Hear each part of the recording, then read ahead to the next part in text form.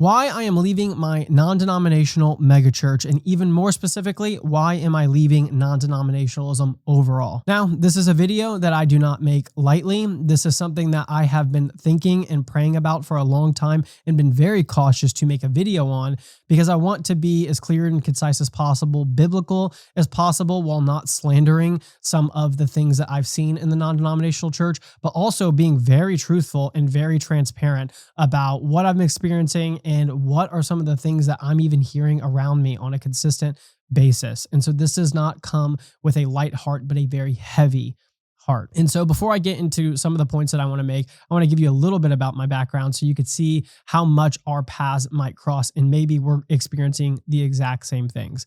But I did not grow up in the church. I got saved much later on in life, but I started in a non-denominational church. Going forward, I'm going to say ND for non-denominationalism just to speed up the process. But the ND world is really good at a couple things, and all of us would admit evangelism is something they prioritize. And I'm a product of that. I got saved in college through a non-denominational ministry and spent a ton of time in the college ministry at a non-denominational church. They were so good to me. They were so sweet. I got discipled super well. And I have met amazing men throughout my time in the non-denominational world. And so I do not want to take away from that. I went on to do ministry for about 5 years, and I went on to go to seminary at SBTS in the Southern Baptist Convention, where a lot of these non-denominational churches do lie in these. And so I've been very familiar with this world. I was on staff at a megachurch, and now I have attended a megachurch for a long time. And as I've gone through this journey, I have felt specific things that I could not put to the wayside anymore. And at first it started with looking at the megachurch model overall and saying that this is the problem, like the megachurch is the problem, or some of these very popular celebrity pastors are the problem, and they just happen to be under the non-denominational bucket. And so it's just them that I want to critique or that I really have a problem with. But as I've progressed in my spiritual walk and in maturity, I see this as a non-denominational problem. And I'll go more into that later. In this video, I'm going to go over 10 points of why I am personally leaving the non-denominational megachurch. Some of them will be more preferences, and some of them I do believe are more biblical and ecclesial in nature. And my last point, the very last point of this video, is going to be my pinnacle, my climax of why I finally made the decision to leave. Let's get started. In my search of is this just a megachurch problem or is this a non-denominational problem, one thing I started to realize is the structure of the church is super important. The structure and the authority of where you get your information, and then also having some type of accountability on top of that structure, is the only way to actually have a sustaining model. In the non-denominational world, you have so many different churches that are doing their own things, have their own elder board or pastors that are making decisions on theology, and every single church could technically have a little bit of a different nuance to it. Most of the time, the non-denominational church is pretty conservative and does have good theology, but how long is that going to last? We have seen that the non-denominational church has only been around for 50-ish years, and we have already experienced a roller coaster of what is appropriate and what theology is true doctrine in the church. And there's not really a structure or accountability to keep this thing glued together. And so even though some of the mainlines or the Catholic Church might have things that you disagree with theologically, if you were to make a change, a big C change, and you needed to shift where we are going, the non-denominational world, there's almost no way possible to make a big C shift on theology. But when it comes to the mainline or the Catholic Church, they have structures in place to make big C changes. And I believe that that unity and that authority is actually essential to have a sustaining Christian church here in America. Point number 2 is that the ND church is getting further and further away from any connection to the actual Protestant Reformation in structure and in purpose. The non-denominational church has nearly come up with a completely new idea of what it means to be the church and what it means to be a Protestant. I don't believe that the non-denominational church should be able to call itself the Protestant church anymore, and that it should separate itself, if anything, or just not exist and try to get back into unity with the mainline Protestant churches. Point number 3, true discipleship and accountability. What is the church for? As I've asked myself this question, you come to the conclusion of, is it for believers or is it for non-believers? If it is for non-believers, you will get the seeker-sensitive model, the megachurch model, and they're doing, I guess, pretty well at that. They're filling stadiums.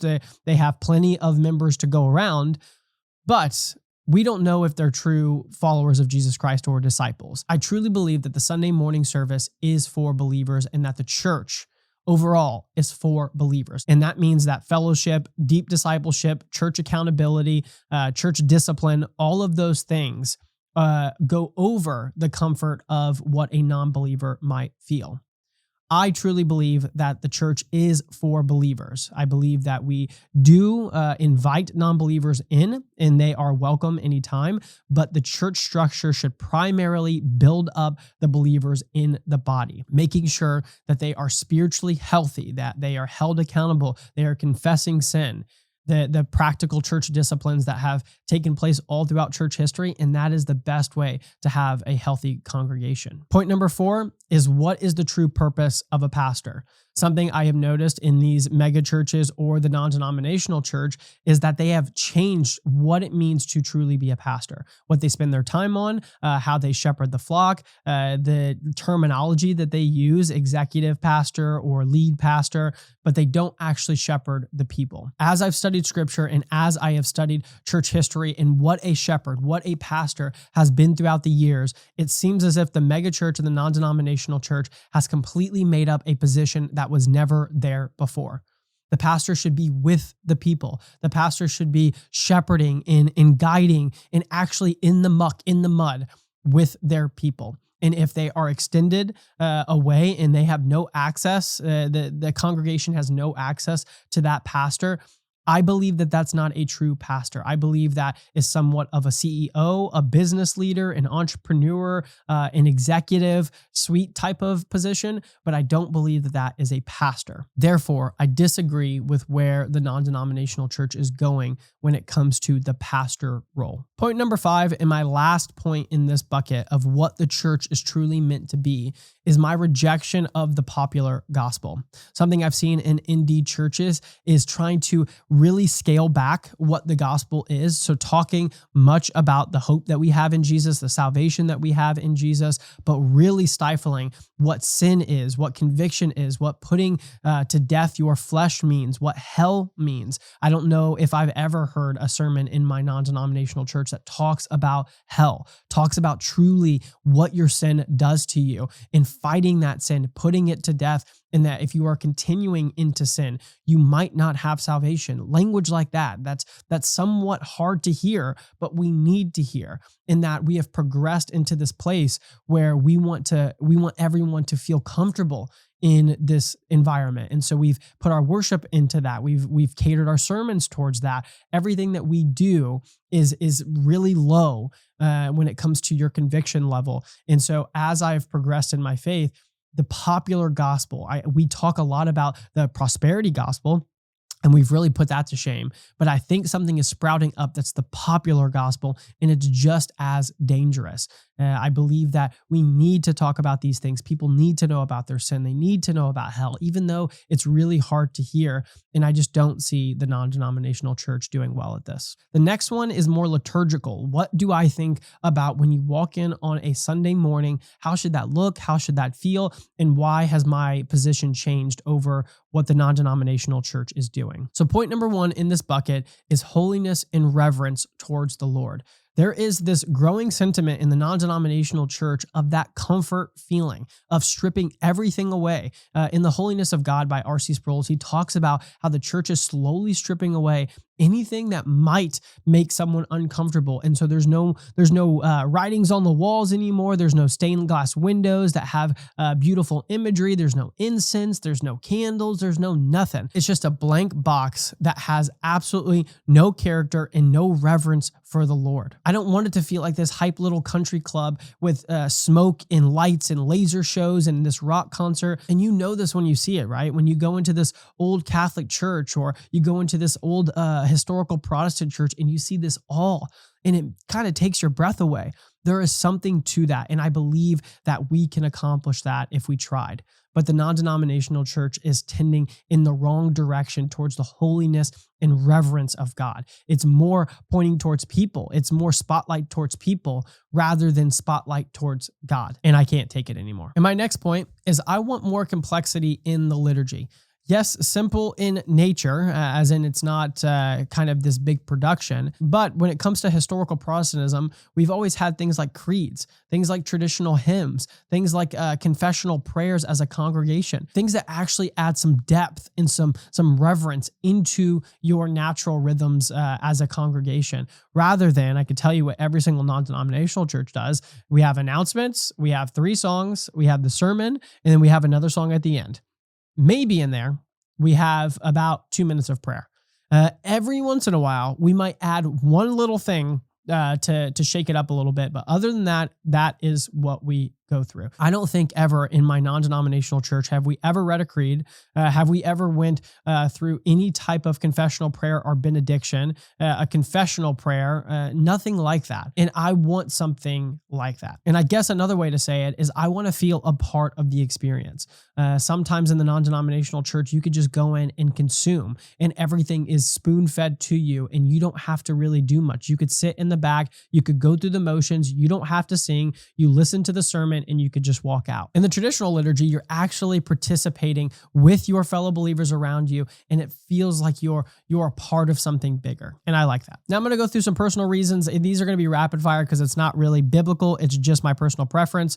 One, it's super feminine. The non-denominational church, if you walk into the sanctuary, if you're a man, you do not feel welcome there. You feel as if you're going to a tea party with your wife and some gals, and I can't stand it. And that comes in the aesthetic and that comes in the design. 2, fellowship. Unless you actually go so far out of your way to get involved and to get into a good community and really fight for those friendships, the fellowship is extremely surface level and it's really hard to get past that, even for those who are the most involved. It's really easy in a sea of people to get completely lost and to do your own thing and not really live life on life with people, having true conversations, confessing your sin, and it's just, you just go through the motions. 3, the worship sets.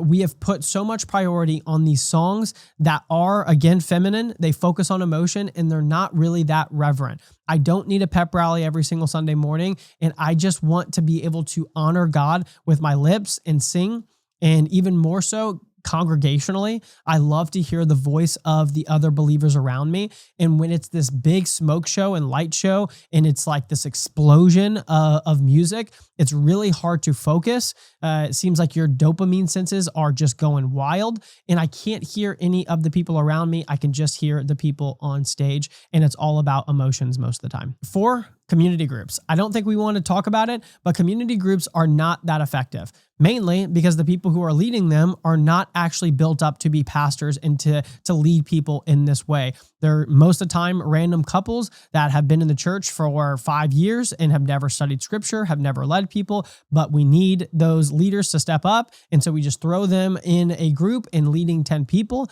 And then all of a sudden it's the blind leading the blind. And so community groups are ineffective. And I think as a primary way to do fellowship and to build up the body, I don't think it's a great idea. Those are more of my personal preferences. Take those as you will. But my number one, the pinnacle, the climax of why I am leaving the ND church over everything else is communion. Communion and baptism, really. But the traditional Protestant view of the sacraments, specifically communion over everything, baptism is right there behind. The non-denominational church does not take these near as serious as I think we should in how the historical Protestant church took them. The communion, the Lord's table as a congregation used to be the pinnacle of each service, not the sermon, not the TED Talk, not the pastor being charismatic and funny and giving this awesome sermon. It was always the Lord's Supper. And I believe there is something special and supernatural that happens in communion. I do not believe that it's just a remembrance or it's just a symbol. I am still figuring out how I truly feel the Catholic Church and the historical Protestant Church, even the Eastern Orthodox Church, they all try to explain it in different ways, but in the root of it, it is essentially there's something special that happens in communion. And I truly believe that. Right now, I lean more towards a real presence view, but I know that there is something special that happens in communion in the way that the ND Church goes about these sacraments. I just don't feel the same way. Again, this is not a decision that I made quickly. This was a lot of prayer, a lot of conversations with my wife. All of our best friends are in the non-denominational churches. We're going to have to completely start over from scratch, and that is not something that we just made on a whim. Also, I'm very firm on not leaving your church just because you don't like it or just because of your preferences. I believe that if you're tied into a community and you are a membership of a church, that should be taken very seriously. With that said, I have talked to my pastors in depth about some of the things that I'm feeling, and they do not feel the same way. We are going a different direction. Theologically, philosophically, liturgically, in every way, they are going one direction and I am going a different direction. And so it was a decision that I felt like I needed to make because in my heart, when I walked in on a Sunday morning, it was not in a good place and I couldn't get it there because I did not agree with where we were going. As for where I go now, I honestly don't know. To be honest, I was fully dedicated to my church. I wanted to be fully engaged, present, and talking to my pastors about all these things before ever thinking about where I was going next. And so I wasn't looking at other denominations. I wasn't looking at other churches in the local area. I was fully dedicated to my church. But as I've said, I'm not going to any non-denominational churches and I am not going to the SBC anymore. I will be focused more on the mainline churches. And here on this channel, I want to document where that takes me and which ones that I am leaning more towards. If I had to guess, it's probably going to be Presbyterian, but who knows? If you are having these same thoughts or a similar experience in the last year, then please comment below and tell me your story. I want to hear what people have tried out and where people are going and if people are having the same thoughts as me. Thank you for sticking around this long. Like, subscribe, and I'll see you in the next video.